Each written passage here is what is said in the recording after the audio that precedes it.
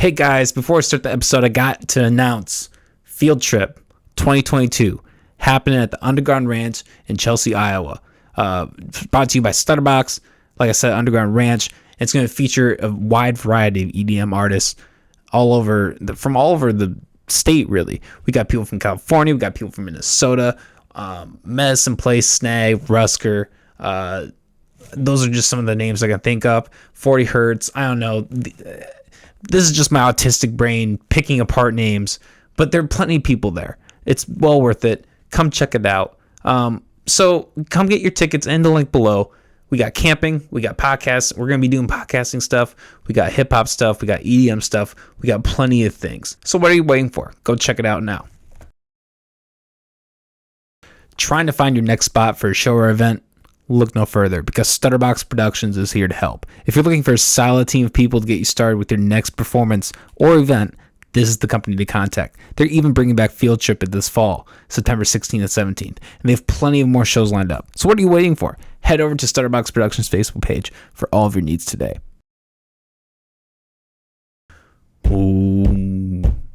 Oh, Guerrilla Graphics. Guerrilla Graphics. We are evil. No, we're not. Guerrilla Graphics Design Agency can provide you with top tier effects and production value.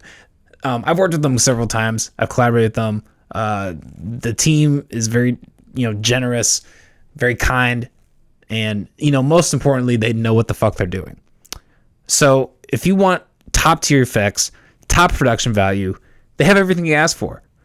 So head over to GuerrillaGraphics.com for all of your design needs today. That's GuerrillaGraphics.com. Fuck, he's gonna hate me for that.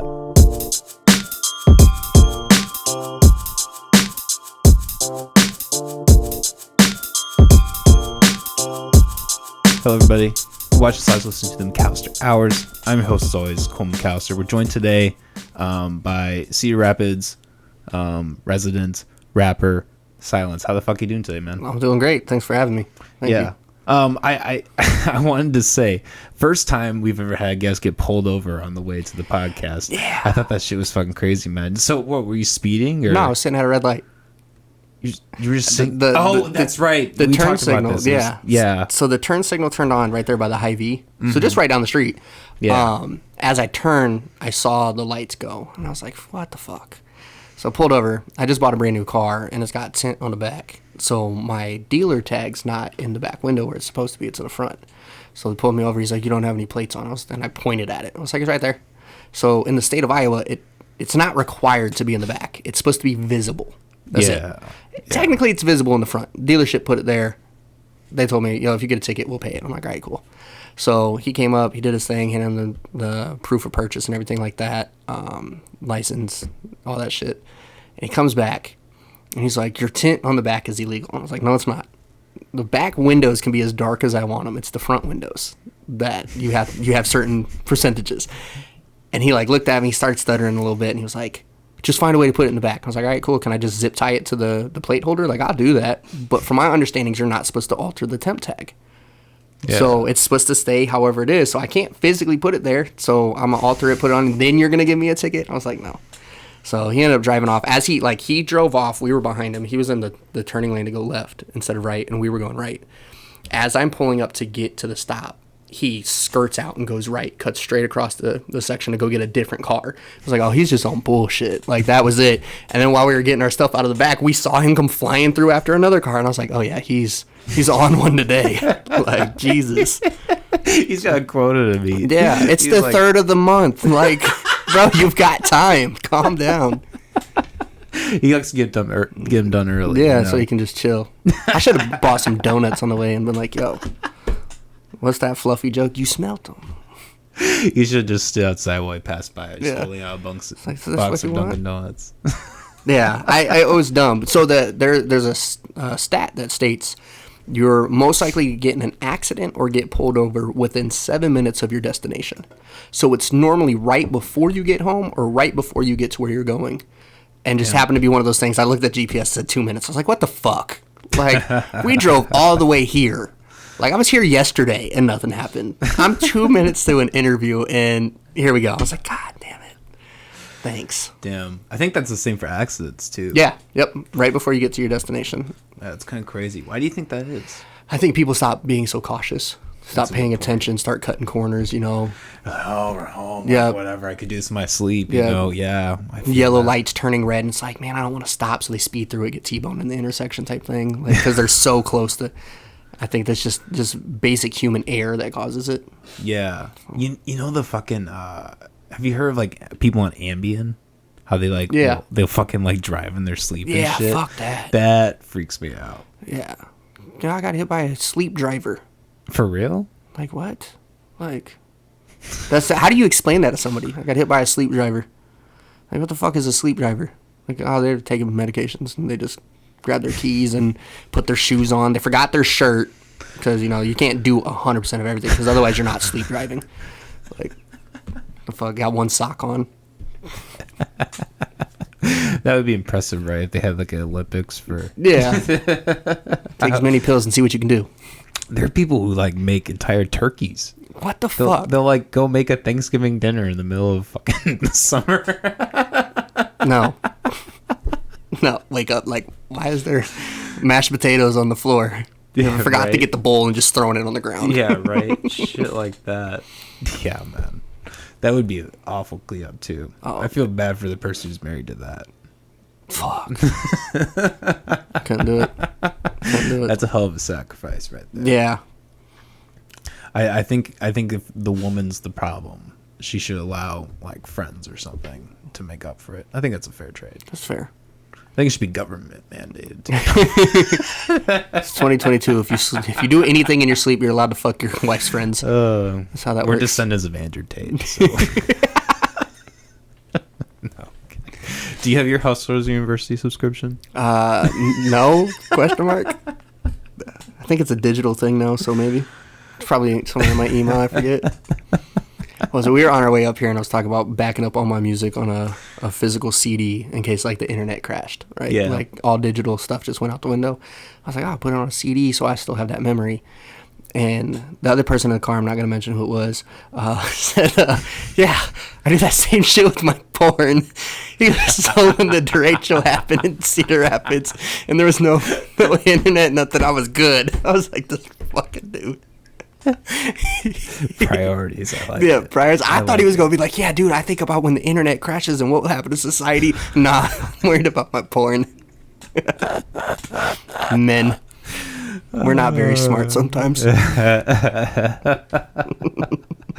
Shit. I used to have... That's why I, like, got DVDs all the fucking time. I was, like, stockpiling on, like, all these seasons of TV because I was like... Yeah, well, and it was, like... I remember that was back in, like, you know, 2016, 2018 when, like, a lot of the Russia speculation was going on and shit. Well, I've always just been paranoid of that, too. Like, someone's just going to pull the plug and we're not going to have it. You know what I mean? I always think that. So I still got the backups, just in case. I mean, it's never a bad idea to have backups. It's never a bad idea, but... No, not at all. I think it's kind of stupid when people, like, complain about, like, the security in, like, a phone or an account. They're like, oh, I have to do all this. Like, would you rather have all of your shit stolen? Would that be a better alternative? Yeah, exactly. Like, update your password every 90 days. It's got to have the full alphabet, every character and special letter, and some alien gibberish. That's one of those things. I had to change my password for my BMI, which is what you use to register your music. And it was like, it requires 2 spaces. I've never had a password where you had to put spaces in it.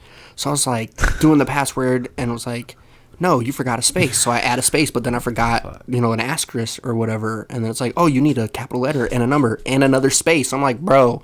So I did the iPhone auto-populate. It was like, there's still no spaces. I was like, you just call me a bitch any other way you want, but just take the fucking password. Like, that's retarded. Yeah, but hey, I'd rather, you know, have to go through that than somebody steal my music. So yeah, but like spacebar, I just never in my life bizarre. Like. I guess it's just one extra thing for algorithms to try to figure out. Sure. So. Sure. They are getting like really creative. It's like, you know, the boxes with the fucking image like that. they're gonna figure that out at some point, right? Yeah, like that's such a it's such a stupid, like, all right, are you a real person or not? They gotta think of something better, right? Yeah. And like this far into the game, Yeah. how fast signal. That's the thing with like increased technologies. Like some of the bones and the structures, I feel like are still like really buggy in a sense. You know. All right, peace, man. I'll see you in a bit. Thanks for tuning in. He's left. Our one person that cared about this episode. No, I'm kidding. Yeah. He's gone. I can say his name now. Yeah, fuck that guy. Yeah. No, he's off to the studio, so get everything started. Yeah, there you go. So, fucking dog. So silence. What went into like your name and your ethos and all that? So silence is a nickname I got when I was younger. I was a very quiet kid, and I'm not quiet as in the sense of I don't talk. Quiet as in like when shit was ready to hit the fan, I didn't say anything. I just got to it. Like when people argue and they hit me, I was fuck that. The minute it escalated, I was hitting you. Like I wasn't a very good kid growing up. So the nickname wasn't a good thing for the longest, and then I kind of got away from it. People were back to calling me Derek and everything, and stayed away from it. But I got back working into music, and we were just like going across like stories of who are you, like what do you do, what got you into music. And when I was younger, I did music, and I went by Silence because that was my nickname. And my boss at the time was like, "Bro, that's a dope ass name." He's like, "We're gonna do that again." And I was like, "No, bro, it has horrible meaning behind it. Like I'm not that person anymore. It's a very negative reflection of myself." And he's like, "Nope, Silence it is. It's gonna be Silence." And I didn't have an option, so it just kind of it stuck. But I mean, it is a dope name. So it just was one of those things that it went from a negative to a positive, and now everybody calls me Silence. Like I can walk into a building and somebody, "Oh my God, Silence!" And I'm like, "Who the fuck are you?" Like, "What's up?" I was gonna say, for a guy named Silence, you talk a lot more than you would guess. Yep. It's there's certain situations where people will be like, "God, why the fuck are you so quiet?" Like I'm like, well, now you know. Yeah. Like when things start to escalate, I get really quiet, or like right before I'm supposed to perform, I shut down, kind of put myself in that artist mode. When I'm doing interviews, it's more about my story, telling people who I am, what I do, what I know, how I got there, stuff like that. But there's just those certain moments where it's like, "Why are you so fucking quiet?" And they'll be like, "Silence to the stage." I'm like, "Oh, you're Silence. No wonder you were, didn't say shit." Yeah. That's probably it. That is a good cover. Yeah. For sure. It works. I think that's kind of the disadvantage of podcasters. I can't be like, this is the silent podcast. Yeah. Why aren't you saying shit, dude? Like, just ASMR. Yeah, this was a waste of my time. You're just not saying anything. Just yeah. So, but then it's kind of like that double entendre, and almost a contradiction in itself of I'm Silence, but I make music. Yeah. And it's one of those things I told people, silence is the only sound you're forced to listen to. If you think about it, they're like, well, no, it's lack of sound. But when you're sitting there and there's nothing going on, you don't have chirping of anything, it's just dead quiet.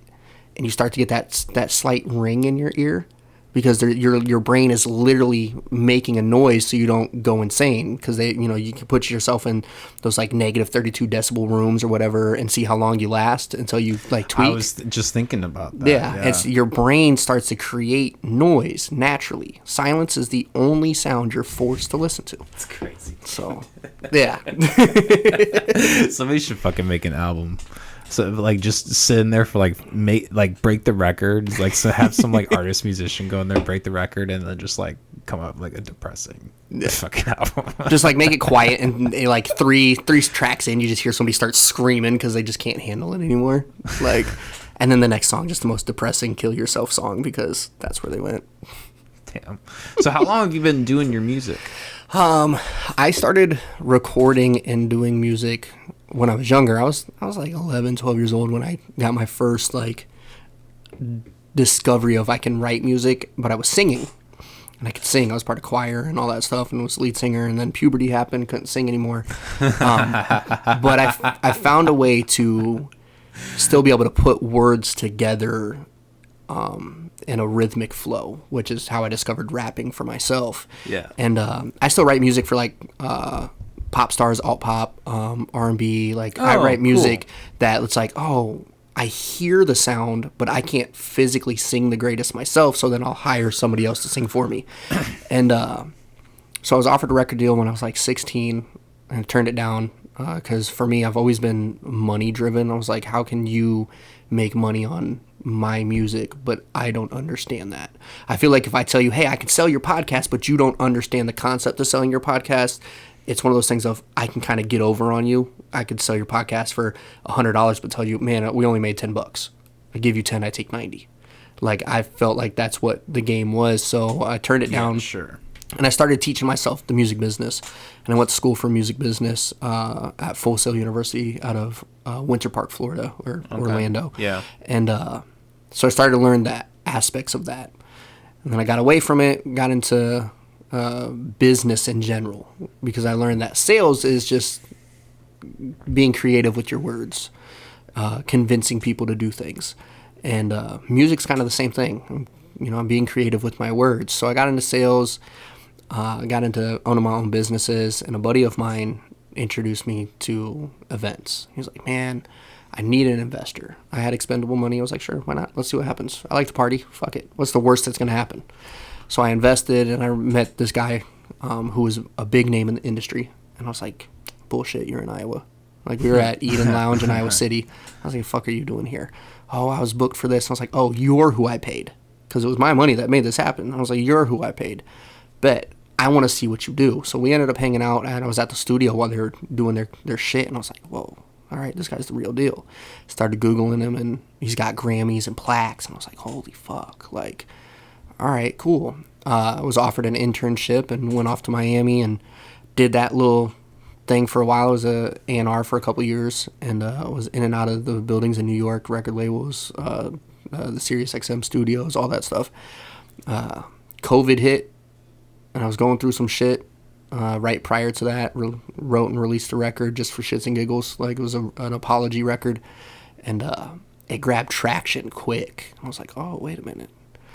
Tone, who just left, we were at the studios and everything, and we just started fucking around and made a record. It was called Who Wants to Smoke, and we dropped it. And he's like, we need to put a push. And I was like, nah, I'm not worried about it. I don't want to do that shit. We put a push, and in like 6 months, it hit like 150,000 streams. I was like, oh, fuck. Wait a minute. I was like, well, let me tap into some of my contacts from when I was working with the labels.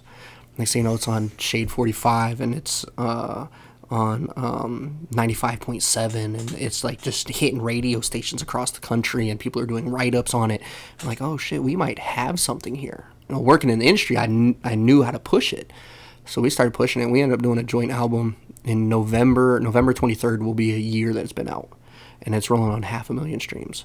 Hell yeah, dude. So it was one of those things of, it was an accident, was in music, got out of music, got back into music, and now I'm here.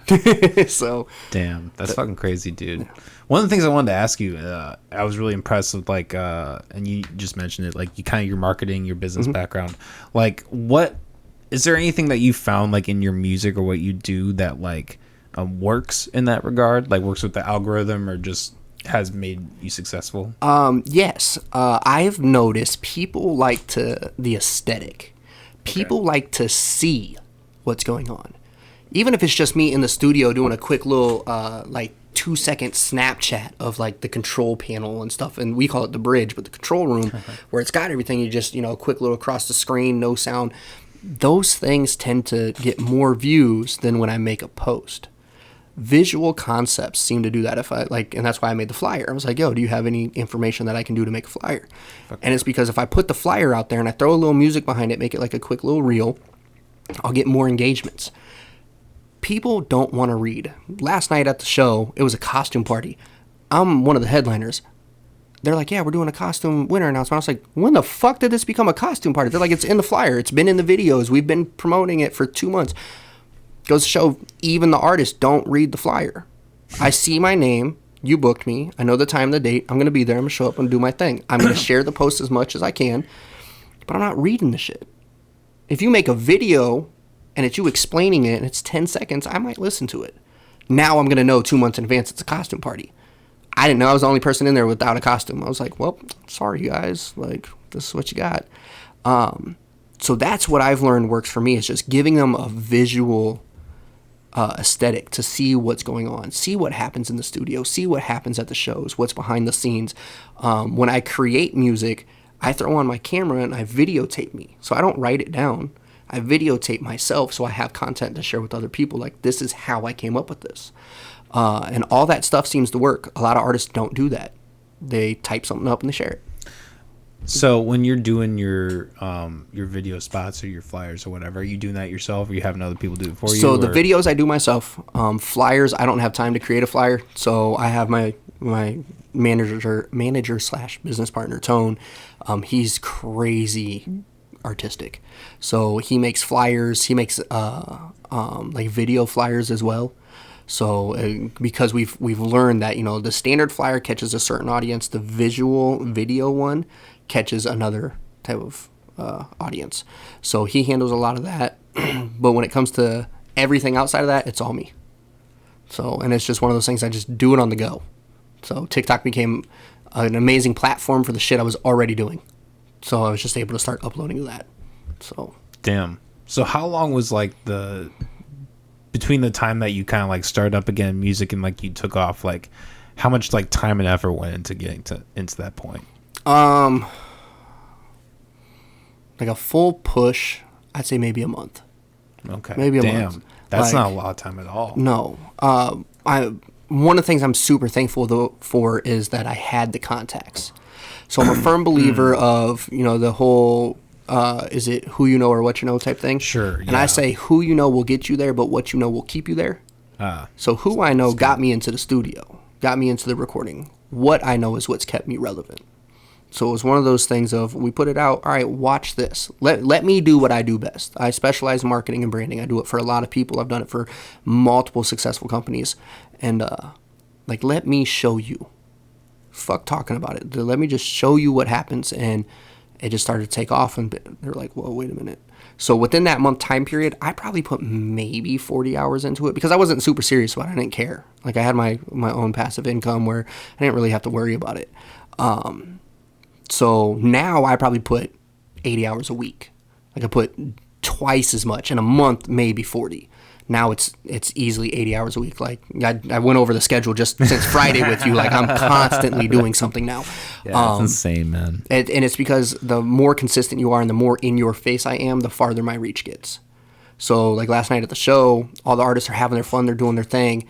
Meanwhile, I'm walking person to person in the building. Hey, I'm Silence. What brought you here today? What artist brought you here? Oh, you weren't here for the music? Did you hear my set? Oh, you didn't? What's your Instagram? Let me follow you so I can share some of my content with you, so I can increase. Every person that I exchange information with, as long as they listen once, I get paid. That's all that matters. I don't get paid a lot, but I still get paid for every interaction. So while everybody else is drinking, doing their thing, I'm sober, I'm networking. I'm working the room. That's one of the things that I do better than probably anybody is. You put me in a room full of 200 people, I'm touching 200 hands. It's just how it works. Yeah. Well, you kick my ass in that. For sure. I probably do that better. I've taught a lot of people how to just work a room. And it's as simple as, hey, I'm so-and-so. Who are you? What brought you here? I'm focused on you. I'm not focused on me. What brought you here? Oh, what got you into that? The same questions you ask me, I ask them. And the natural human response is for you to, well, what about you?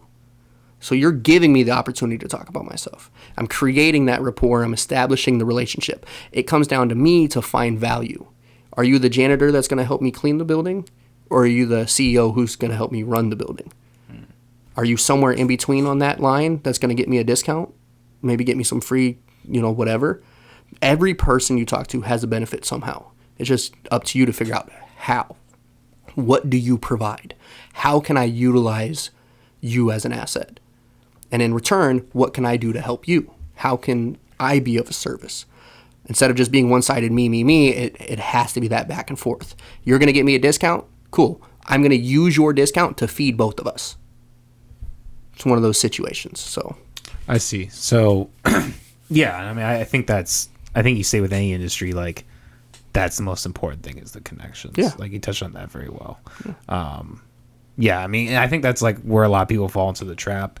With like, I think especially in the rap game, and like, money's obviously involved. I'm sure that there's always a price, but like, I feel like there are a lot of people who are very hard nosed, and they're like, this is my value. This is what I'm worth. I'm not willing to budge. Yes. And they end up almost limiting themselves in a way. Yes. I think, having the mindset where it's like, okay, the most important thing here is the relationship that's being built.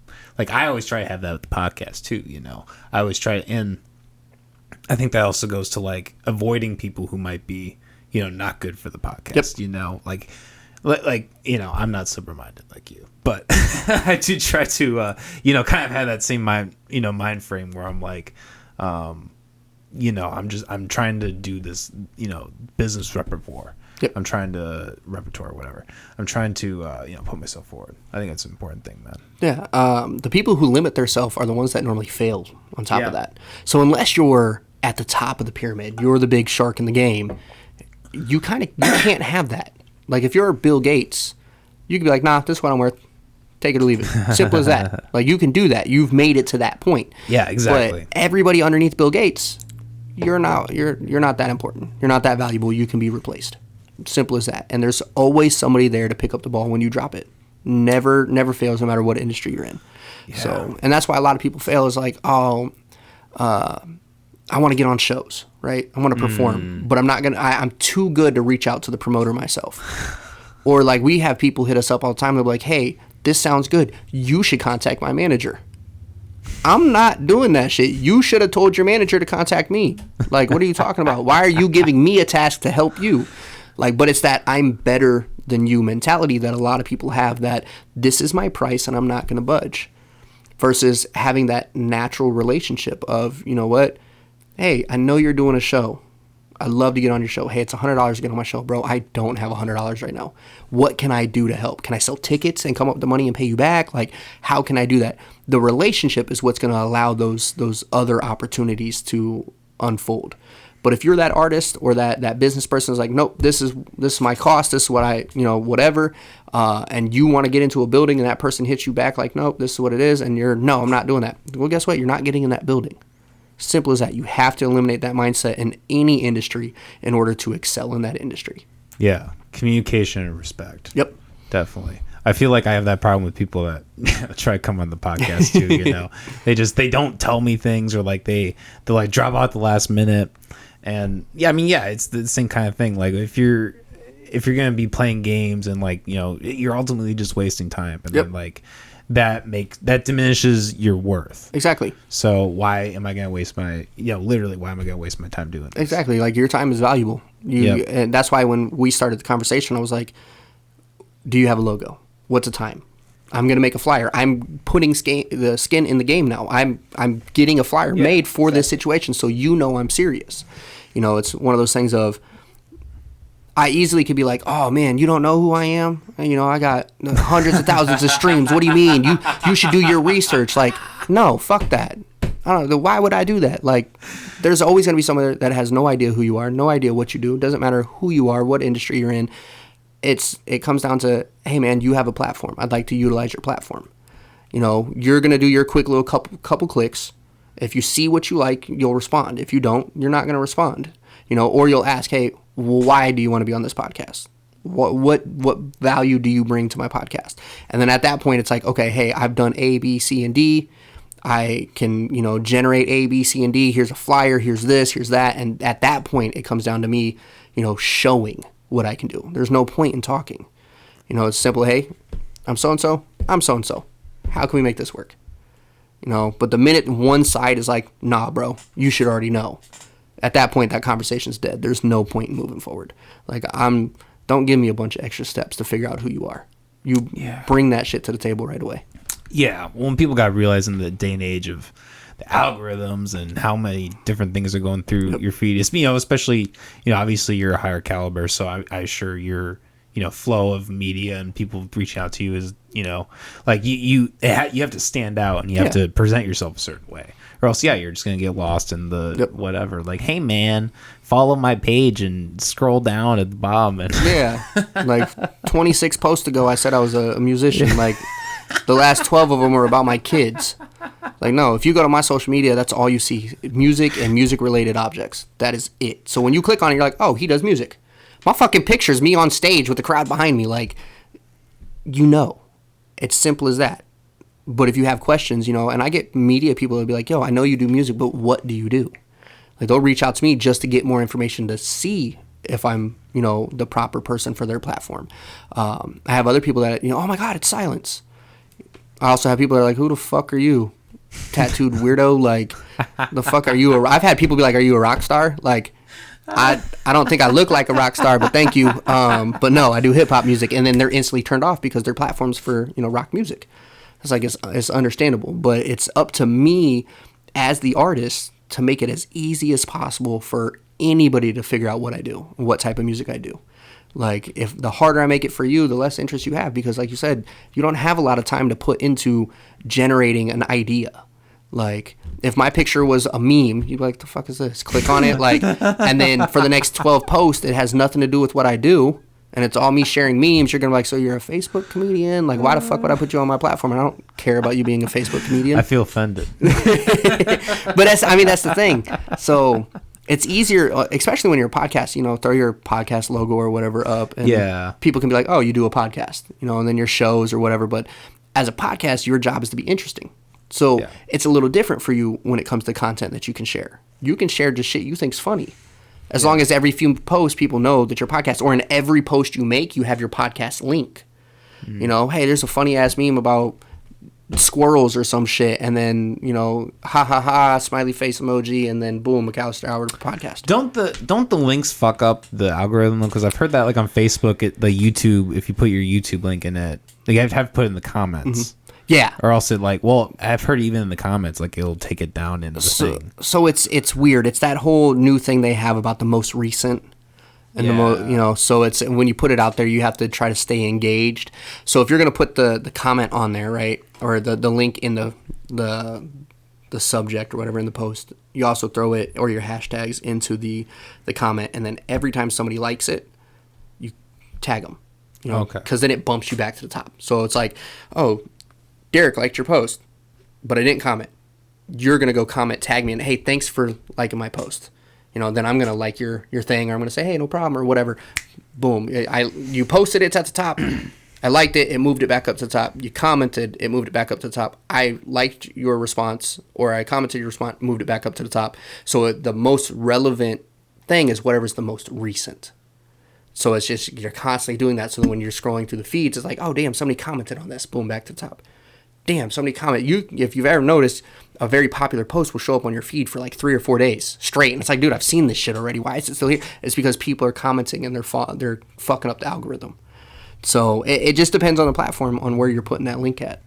Yeah. Is there a line between, like, posting and, like, kind of doing that too much? Because I feel like it can get to a point, like, I've kind of had that struggle where, like, you almost, like, are posting too much and doing things, like, too, in, like, a weird way, repetitively. Yep. Like, what's the fine line with that? I would say too frequently. Not too much, but too frequently. If I make a post right now about our show, and then in 2 minutes I see a funny meme and I share that meme, I instantly just drowned our post. Oh, so it's like, I made the post, I need to leave that post up for a couple hours. So what they tell you is to post 2 to 3 times a day. So once in the morning, lunch, dinner. Sure. You can kind of skip the lunch one sometimes, because a lot of people aren't engaged on their social media during lunch because they're working normally. Like, the average consumer we're trying to reach is probably working. So in the morning, when they first get up, open up, check their notifications, right there. Sure. After work, they get ready to have dinner, check their notifications, boom, right there. So it's one of those things. But if you share 10, 20, 30 times a day, and it's every few minutes, you're just drowning what you're putting out there. So they're only going to see so many of those posts. So, but then you also have to throw into a fact of how many other podcasts do they follow? How many people are on their social media? How many people are really engaging in their social media? Because you could have 10 people, you know, on your social media, you're only going to see 10 posts, right? But if the McAllister Hour is posting 30 times a day, they're going to miss whatever you're posting. But then let's say the McAllister Hour is posting 30 times a day, but then Silence has one post that has 1,000 likes because my social media is higher. My shit's going to pop first because I've got the more engagements. So of your 30 posts, you might not even see a single one, even though you only have 10 people, because my stuff is so popular right now. I see. So it's one of those things of just trying to find that good threshold of what is the popular time for your engagements, and then post at those times. Okay, that's interesting. So allow me to get a little broad and philosophical here. what do you think about like the social media game in general? I hate it. Yeah. Fucking hate it. I do too. I hate it. I'm very old school. Like guerrilla marketing is where I got my start, handing out flyers, knocking door to door, cold calls. Like, hey, how's it going? This is who I am. This is what I do. That's why I work a room so well. That's what I'm used to. Social media is a different beast. It's everybody's doing it, and it's so easy, but yet so difficult to become relevant on social media because so many people are doing it. So, and then they constantly come out with new platforms. Like Facebook was strictly posts, like Twitter. Like Twitter was just your tweets. Facebook was the same thing. Instagram was pictures, shit like that. Then TikTok hit. TikTok showed that the average person's attention span is less than 60 seconds, which is why Snapchat does 60 seconds. You're willing to watch 60 seconds. You're probably only going to watch 10 seconds if we're going to be honest, but up to 60 seconds. So Facebook and Instagram became video platforms and created Reels and a way to monetize Reels. More people engage in Reels and videos because their attention span is too short. I'm not reading shit. And that's me as a person. You tag me in something and there's this big ass paragraph, I'm like, yep, like, move on. And that's why for the show, everybody's like, we've been talking about it. I'm in social media autopilot. I got tagged in it. I see that it's an event. I see it's music related. Throw a heart, throw a comment. Yo, super fire. Share it. Simple as that. Move on. I didn't read the shit. Like, I'm straight up about it. I didn't fucking read it. Like, I got too much going on to stop and read 30 seconds worth of words versus a 10-second video clip that told me what that 30 seconds of words said. Yeah. Simple as that. I hate it because of that. It has dumbed people down. Really people don't want to read. They don't want to be involved in whatever. They'd rather watch a quick little funny video and move on. And I feel like it's fucking with our education in the process, making dumber generations. Yeah, it really is. It's really going to be interesting to see what happens. Yeah. You know, in the next couple decades. It's really scary. Yeah, because our generation isn't going to run the country. This is the generation below us. Why do you think our generation isn't going to run? Because we still have generations 2 ahead of us that are running the country. So by the time they drop out, our generation is going to be too old to even be interested in it. You might have a couple people, but the people who are going to be... it's going to last that long to the point that we're old? How long do people have to be in office for before they get kicked out for Congress? Like, they have unlimited terms and shit like that now. Yeah, but everybody's old, though. They're all going to die. But that's my point. But we're not going to be too old. We're going to be old enough to run. I'm not running for office at 40, 45, 50 years old. Hell no. I'm not doing that shit. I probably have a family. I'm ready to, settle down. But that's what I'm saying. There might be 1 or 2 that are like, yeah, I want to do this. But I see. But you think the majority is going to be it's going to be hard to fill that gap. Yeah, because they're going to be, when it's time to replace those people, they're probably going to be our age. Like, that's one of those things. Like, and I don't know your age. I'm 28, so it's one of those things of about turning 27 here. See, so they're going to be our age when it's time for this transition to happen, because our generation's like, yo, get these old fuckers out. Like, fuck is going on, and they're still not going anywhere. So when they finally get out, the generation below us is going to be that age where it's like, oh, we have to stand up now. We're going to have a bunch of fucking dummies who are built on social media. How are you supposed to run a country? The old fuckers can't run a country, and the generation below us can't run a country. We're kind of in that pocket where the generation above us were hardworking and dedicated. We are that technology generation where everything started to unfold to us, but you still had to be a hard worker because we didn't utilize it as much. The generation below us is pure social media based and digital based. Kids don't want to be outside playing and scraping their knees anymore. That shit hurts. They want to be inside playing video games, pretending to shoot people. Yeah. Versus I still go jump a fence right now. I don't give a fuck. I'll be like, yo, watch this. Can I do it? And I'll probably bust my shit. Kid next to me is I'm not doing it. I'm going to hurt myself. Like, so it's that weird gap that we're going to have. And then say when they cycle out and one of us are going to run, the people who are going to vote for that are going to be the generation below us. And they're going to think the same thing we're thinking right now. These old fuckers can't run this. That's exactly what they're going to think. So we have this weird little gap where our generation is probably going to miss the political office. So we'll see what happens. That's an interesting thought. I still think that I don't know. What do you think about like UBI? Like, because I feel like a big problem with our generation, kind of along the same lines that you're talking about, is like a lot of people bow down to like government or like big corporations kind of just making all the decisions for them. And like whether you agree or disagree with that, there is a fundamental problem with like just giving all of your will and thought to an entity. I'll be damned if I let somebody else make decisions for me. You can influence me, but you're not going to make a decision for me. Yeah. I know a lot of people that just be like, I can't do it. It's illegal. I can't do it because they said no. I have to take these medications because that's what my doctor told me. I have a buddy who he's got severe anxiety. Yeah. And he's a firm believer that he has to take his medications, otherwise he's just going to freak out. I'm like, dude, I was diagnosed with severe anxiety. How I cope with it is I overwork myself. It's probably not the healthiest thing to do, but me overworking myself has made me successful. Yeah, it's undoubtedly better than taking medication. Yeah, the medications make you a zombie, make you dumb. Yeah, I was on that for years too. Yeah, so personally, like you take the medications, you become something different. It might help, but it's because it's altering who you are as a person. It's calming you down by fucking with your chemicals and shit. I think there are rare circumstances where people, I think it's a good idea to take Xanax. But like every day, I think it actually does the opposite of what you're trying to do. It actually decreases your anxiety threshold. So things that like would normally not make you as anxious now make you more anxious because you have this, threshold for anxiety being shortened because you're getting this relief. And I could understand that. So it's like, it's one of those things of, I feel each person, whatever your depression or your anxiety or whatever it is, unless you get like the multi-personality, bipolar, sudden snaps type shit, I feel like there's something out there that could help you cope better than taking the meds. Like for me, it was music. Being busy for me. September 2nd is my sister's memorial. I got hit. So I watched my sister die when I was younger. It's my very first memory I've ever had. So I relive that all the time. And like, for me, it's been 25 years now. I've spent 25 years trying to find a better way to deal with it. I've gotten in legal trouble trying to find ways to deal with it. I've drowned myself in alcohol and substance abuse to try to get away from it.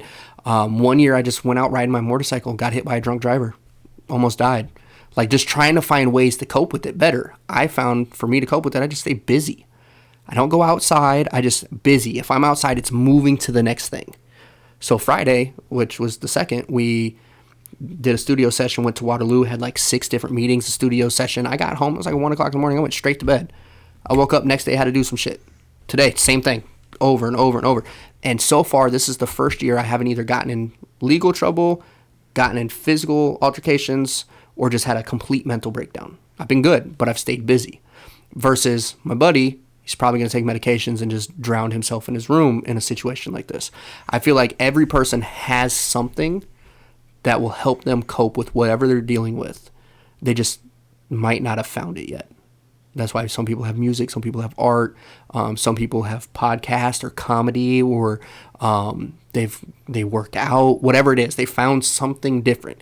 Each person that has an addiction to working out probably could have been prescribed pills instead of working out.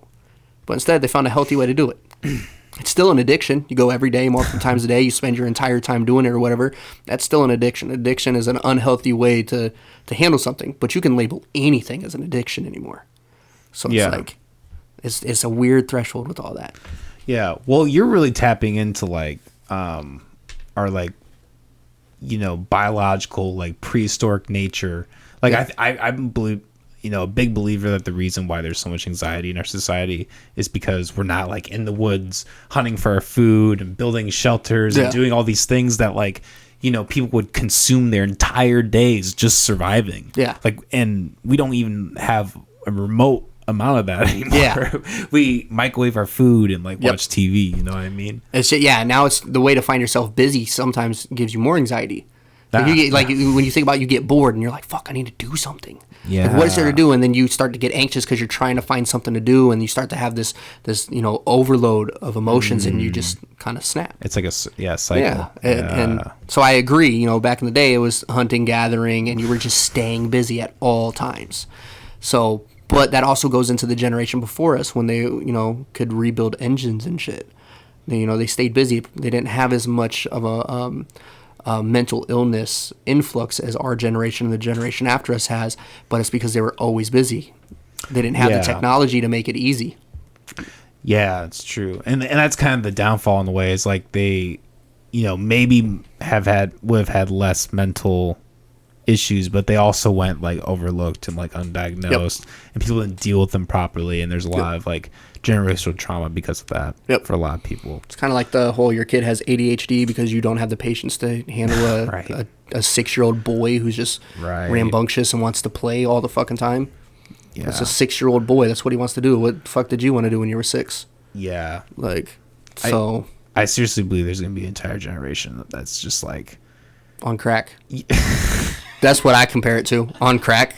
Might as well be. Yeah, right. Bouncing off the walls for whatever reason because of whatever structure they didn't have because people just couldn't handle it.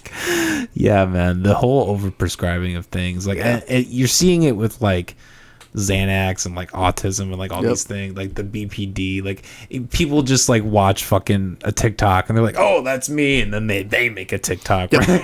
Yeah, exactly. Everybody's so focused on getting famous now too. Yeah, and that's such a shitty way to try to do it, especially if you don't really, if you haven't really, I don't know. Sure, there's a spectrum for everything, but like there are certain people that have really lived an experience, and a lot of people who say that they're of that don't really know that person. Yeah, exactly. They just they see a similarity and they run with it. Yeah, like, oh my god, they hated their mom too, so did I, but they didn't realize that other person's mom probably beat them and shit like that. And it's like, I just didn't like my mom because she was a bitch. There's a strong difference between abuse, neglect, and you just not like being told no. Like, there's a strong difference, but they see that, they didn't like their mom, and they run with it. They relate off of the smallest detail, and they create that as their image. So, I don't know.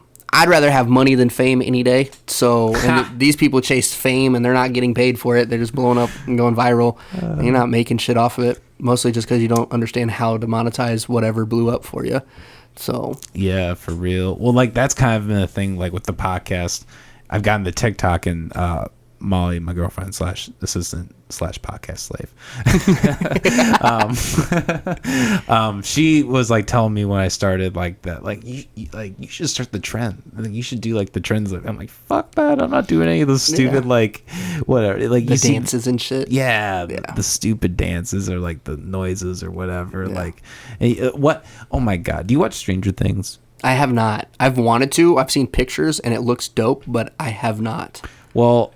It's a decent show. Don't watch season 4 though. So fuck season 4. Fuck season 4. Okay, fuck you. That's my opinion. Yeah. But there's this like 80s song that they play in it like over and over again, and it's like the worst 80s song they could have ever picked. And like now, like I hear it everywhere. You hear it in the grocery store. You hear it on TikTok 10 million times a day. Like the trends, man. It's really just weird and kind of sad to see people just like mindlessly like throwing on trend. And most of that is the generation after us, the same generation we were just talking about that's going to try to run for office at some point. Yeah, I will say it will never make it. Is always funny to see some bitch like drown themselves in fucking milk for like they literally. Oh my god! They literally waterboard themselves. Some of them are funny. Yeah, some of them are funny. Sure. I'm like, dumbass. Like, thanks for the entertainment. Like that's. Thank you. I appreciate that because I'm not doing that shit. Well, that's a fine line too, right? Like actually understanding what you're being and being entertaining versus just selling out. Exactly. Or like, you got good ass, so like you get forward in the algorithm type of thing. Exactly, because you're just constantly showing videos of your ass. Yeah. Dudes are Neanderthals, no matter what time of the century we're in. You throw some good ass, guys are gonna be like, yep. Like, this happens, and then they're gonna get yelled at by the girl because they did that, and it's like, but it was a video. Like, we know what the fuck you were doing. The girls know what the fuck. They probably know better than we know. Yeah, like, if we're gonna 100%. be honest about it. But because of that, boom, top of the algorithm, now they're social media famous, and they're influencers, and they're influencers who don't know shit. There's so many influencers out there that are like, oh my god, I've got 1 million followers. You guys should go like this fucking thing. And it's a makeup brand that tests on fucking animals, and they have no idea about it. But that influencer is actually like an animals rights activist type thing, but have no clue what the fuck they're saying because they don't pay attention to that. They're just like, oh, I'm getting paid. Here you go. Because I blew up on whatever, but they're a vet or some shit. Like, it's like, come on now, guys. Yeah, man. It's a fucky thing. Just I don't think that it's like a net positive for people like to do that. Like, it's really gonna be interesting to see in like the coming generations, I wonder if like sexuality is almost going to get deprogrammed. I can see that. Because like you can be a cat now. What? Sorry. You can identify as a cat now. So I use that as an excuse for a lot of shit to people. They're like, Derek, why did you do that? It's 2022. You could be a fucking cat. Like, I can do that, and you can't get mad at me for it anymore. Like, oh, that's exactly like, yeah. I mean, it's exactly right, dude. Like, and you know, like, have you heard about like there's like a growth of like animal fetishized porn coming out, like what? like the furries and stuff. So I know about furries, but yeah, there's like graphic novels and like it's fucking crazy, dude. It's going in a weird direction. I mean, I have seen specifically at the Iowa Summer Jam this year, there was a girl who had a collar on and a leash, which is, whatever kink you have.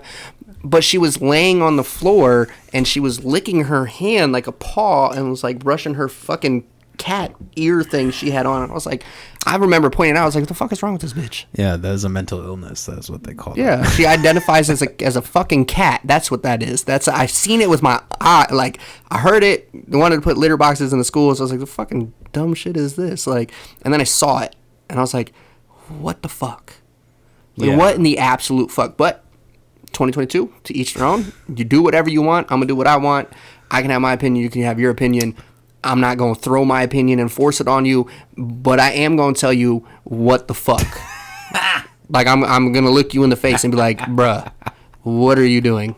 And you're gonna explain. I'm like, all right, I respect that. Good job. Have fun. I'm gonna go over here where the normal people are.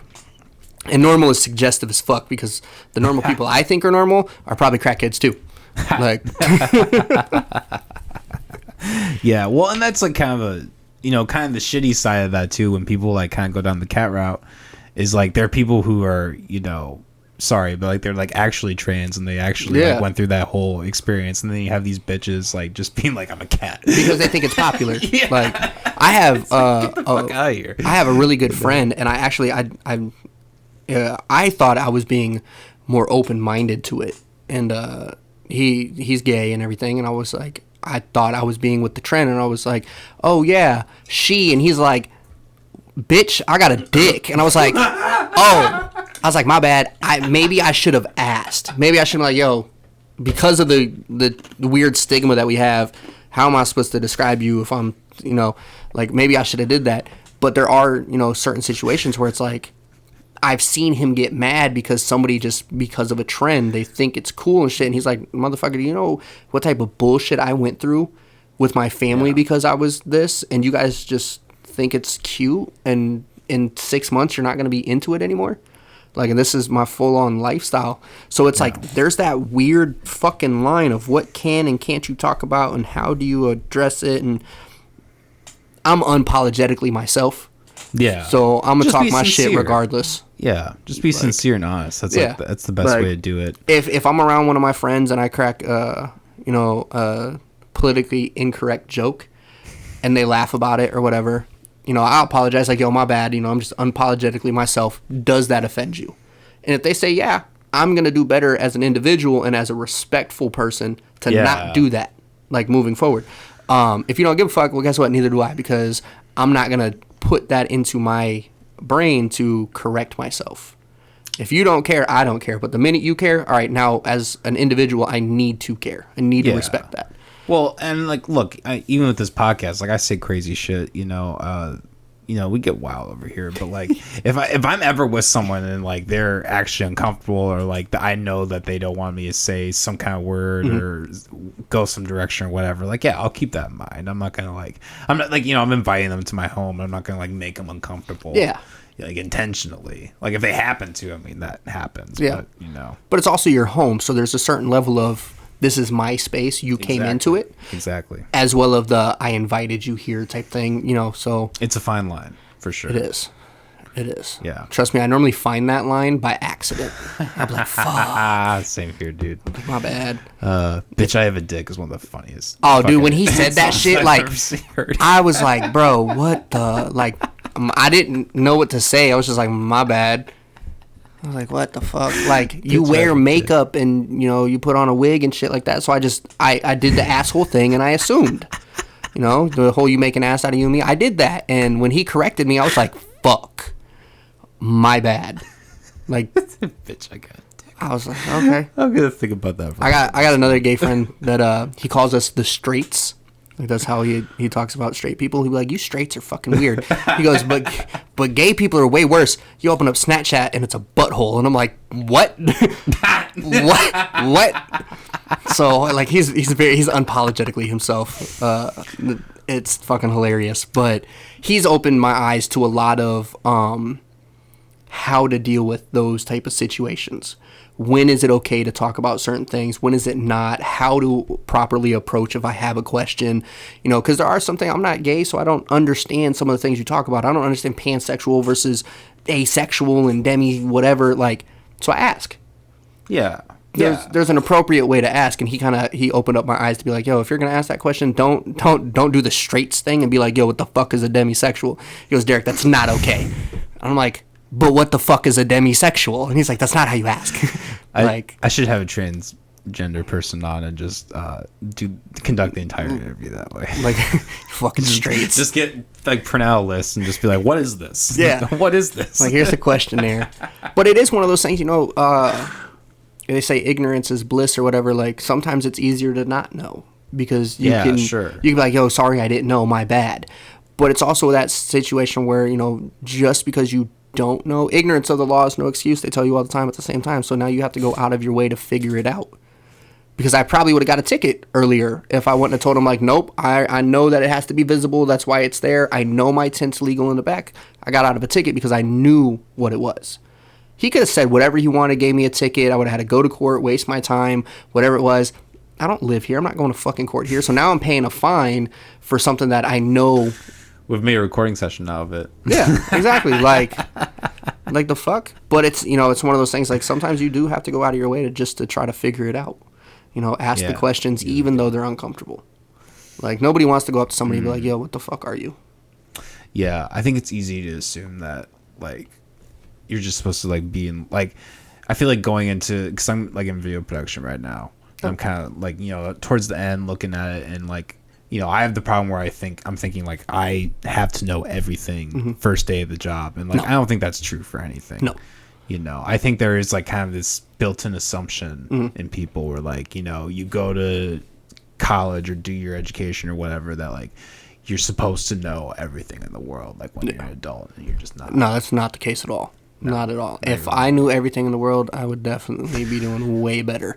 But it's a trial and error thing, especially when you're getting into a new industry or you're going to school for something. You're going to school to learn the basics. Yeah. You're not going to school to learn everything. You get two things. You get knowledge and experience. Going to school gives you knowledge. It doesn't give you experience. Because you get that in the field person who's like, oh, no, bro, don't do that. Well, the book says, nah, bro, trust me, don't do that. Do it this way. You know, you're not going to know that fresh out of college. You're not going to know that when you get into things. Yeah, when you're working for different companies that might do things differently. Exactly. You know, nothing's universal. Exactly. But now when you're 10, 15, 20 years down the road and you've got the experience and the knowledge behind it, now you can sit down and be like, you know what? I know a shit ton. Like, I look back at 21-year-old business Derek when I first started my company. I'm like, fucking retard. Like, what the fuck were you doing? I should smack the shit out of you if I had a time machine. Like, why did you make those dumbass mistakes?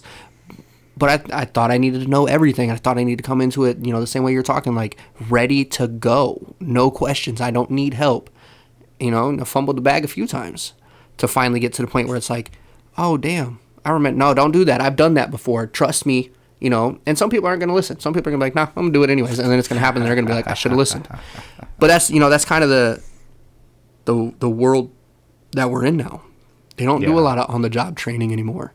It's, you know, you go to school before you can get this job. Yeah, unfortunately. I wish it was this is kind of getting political and libertarian, but like I really wish like businesses would provide the education. Yes.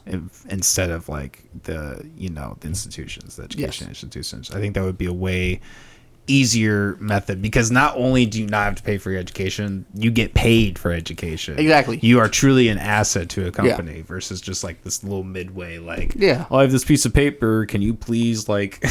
But that's where we get to when we were talking about, you know, the Bill Gates and anything below him. Mm-hmm. When the business pays for your education, you become an asset to the business, you are less likely to be replaced because they put that effort into you. Exactly. Versus when you and 12 other people show up with the same degree and no experience, or that one person who also interned for 6 months, they're now more valuable than you. So it's like, okay, give them a shot. The minute they fuck up, well, I had 5 other applicants. Mm-hmm. So it's one of those things, you know, if the business did that, I think we'd have more job security and less people complaining about finding a job. Yes. Because now they're taking a risk. They're putting skin in the game just like you did. You shouldn't be the only one that has to put skin in the game. I also feel education should be free. Like, that's one of those things I feel like you shouldn't have to pay for that shit. You should be able to be like, I want to do this, and as long as I put the time, effort, and to getting to that point, I should be able to do that. Versus, like, if you want to be a doctor, if I wanted to be a doctor, I'm not paying, you know, $200,000, $300,000, $400,000 in student debt to become a doctor. Yeah. If somebody was going to be like, yo, if you want to be a doctor, go give it a shot. Now it's up to me to put my all into it. Versus getting $200,000 in debt and then being like, fuck this. Nope. Yeah. I mean, I don't necessarily think education should be free. Just because, I mean, when you are conducting education, you are like doing a service, which like requires labor. So like if you were to make that thing free, then there's really, in theory, there's no way to pay that. I mean, but look at pre-K through high school. Yeah. That's free for us. Well, teachers are still paid. I mean, it's not really, because we pay taxes.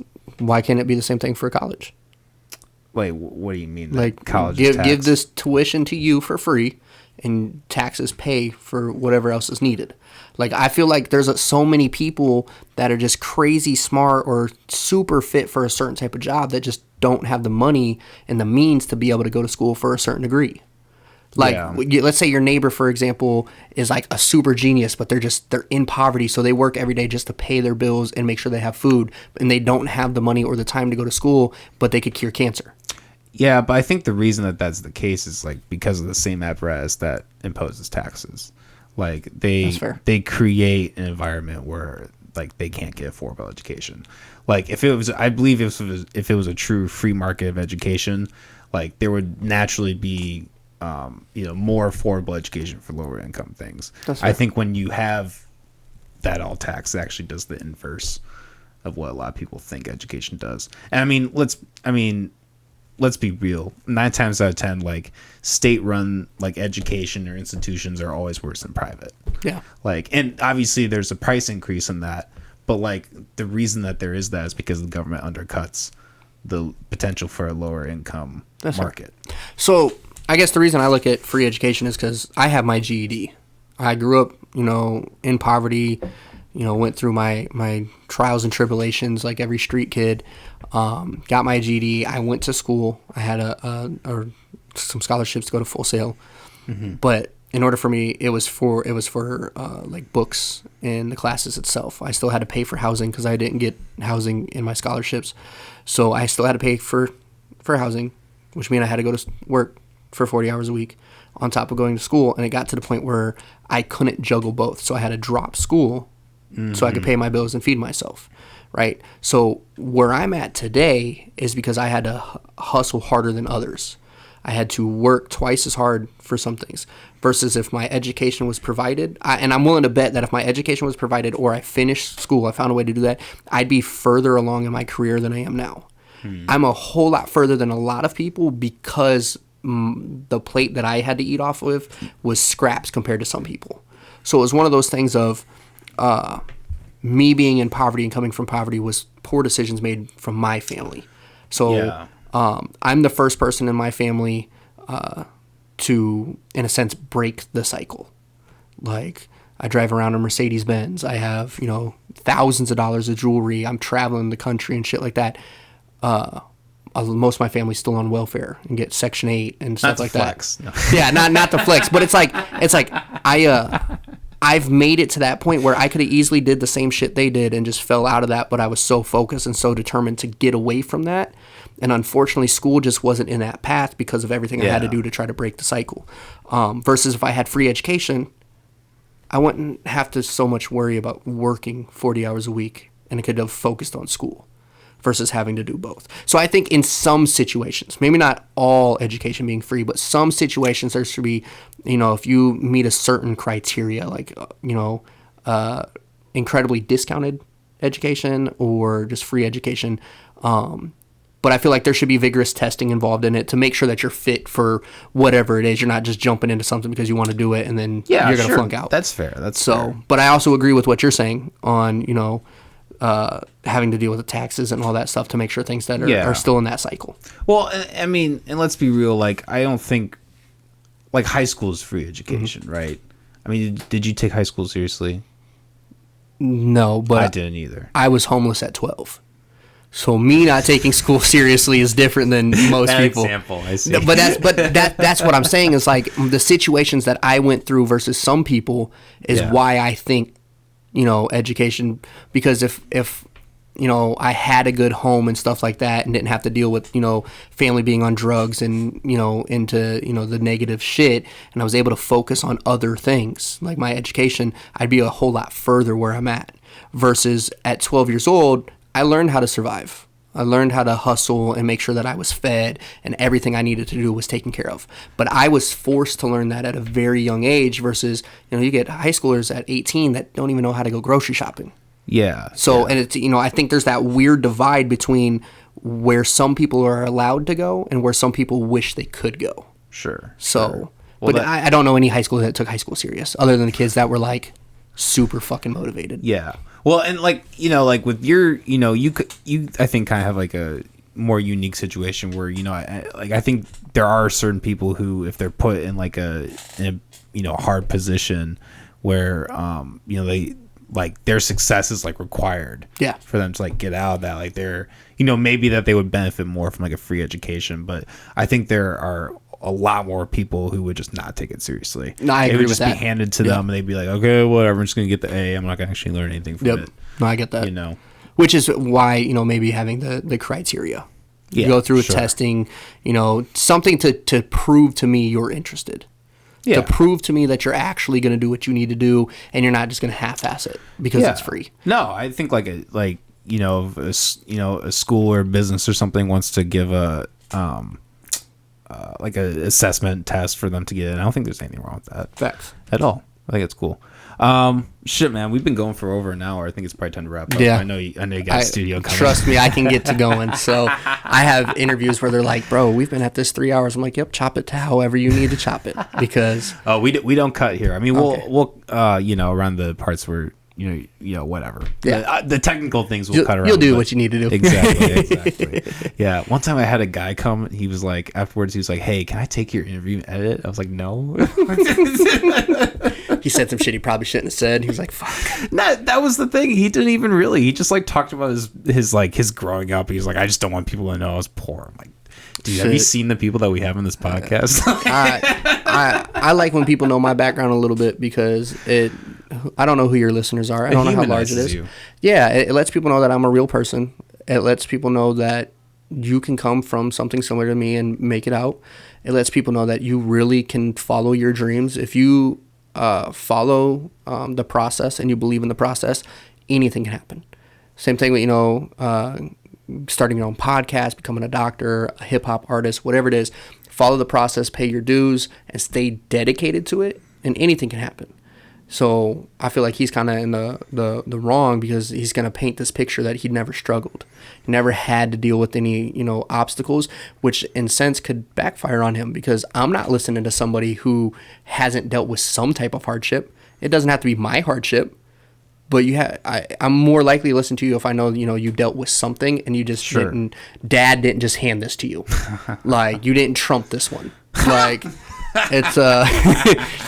it's one of those situations where it's like, I feel like he kind of shot himself in the foot worrying about that. So, yeah, man. Well, hey, I really appreciate having you on, man. Thank you for having me. You're a good guy to have. come on anytime, man. Definitely. Having you, and we had a good conversation. Before we cut out, Iowa Music Awards, October 30th. Yes. Make sure to check that out. Go vote. Any artist that listens to this, submit. It's a huge opportunity for the Iowa music market. I have a song that dropped today, actually, called Never Have I Ever. So that dropped, and we've got a crazy campaign for that to hit a couple million radio plays. So fingers crossed. And my album, Eye of Silence, drops in October. Got a lot coming. So awesome. Anybody listening, follow me at Silence, the number 9, SHH on all social media platforms. That's fucking awesome, man. We'll put those links in the description. Perfect. Man, I love what you do. I love that you're like actually able to make it, like doing it full time. Like I always love it when people come through and they're like, yeah, I'm actually fucking doing it, man. I got the plays. I got the audience. Like, fuck. I love it, man. I appreciate it. All right, guys. Thanks for tuning in. We'll be back. We're here every Wednesday, Saturday. At least we try to. Yeah. And go check out the Patreon, all that. Have a good one. Peace. Perfect.